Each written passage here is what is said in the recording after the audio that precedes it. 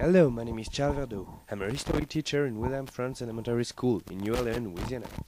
I am here to talk to you about the most famous painting of the racial segregation in the second half of the 20th century. The problem we all live with.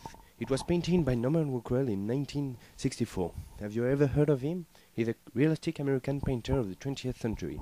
He's the man who painted America as Americans wish to see them fail. Here he painted Ruby Bridges' chaotic wall to a first day in a white school. Does it ring a bell for you?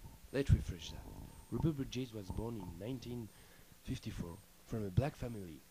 At that time, whites were separated from blacks, even children in schools. In November 14th, 1960, in New Orleans, as segregation had been recently declared unconstitutional, Ruby Bridges' mom decided her daughter would go to Franz William School. In fact, Ruby Bridges, at 6 years old, was the first black girl to go in a white school.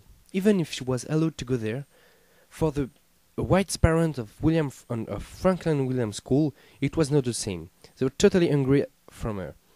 Like, they didn't want their children to go in the same school as a black girl. That is exactly what Norman Rockwell wanted to emphasize in his painting. First of all, he decided to draw Ruby Bridges in the center as a cute girl, all white dress with a ribbon on her hair. She is holding books, pen and a ruler under her hair, exactly like any girl going to school. However, the fact is she is not any girl. She is accompanied by 4 strong and huge US Marshals. Those men in their uniforms are here to protect Ruby during her walk to school. As the white parents were angry at her, she had to be escorted by federal agents. When Ruby Bridges were in front of Franklin School, white parents boycotted the school. They didn't want their children to be in the same school as a black girl. Ruby Bridges was insulted and abused. Some parents spat at her face, and others threatened to poison her.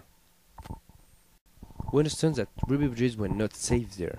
That is why she had to be escorted by federal agents, and Norman Rockwell wanted to emphasize that by drawing 4 bodyguards in his painting. Let's get back to the painting.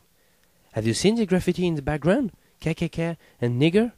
Norman Rockwell may wanted to show that Ruby Bridges was the target of people who are for segregation. Even if she had the right to go in this school, she was not safe. At any time she could be injured. We can see the huge stain of tomato which have been thrown on the wall. We suppose that the wall was not the target, but she was the target. Ruby Bridges actually kept going to the school, even if she was the only student in the class.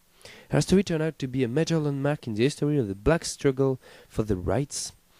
The history had been a real progress for the black fight. Even if the Ku Klux Klan were there in the 60s, blacks use those history like this one with Ruby Bridges and the other like Rosa Parks during the 60s for demonstrate their motivate to fight against this segregation war.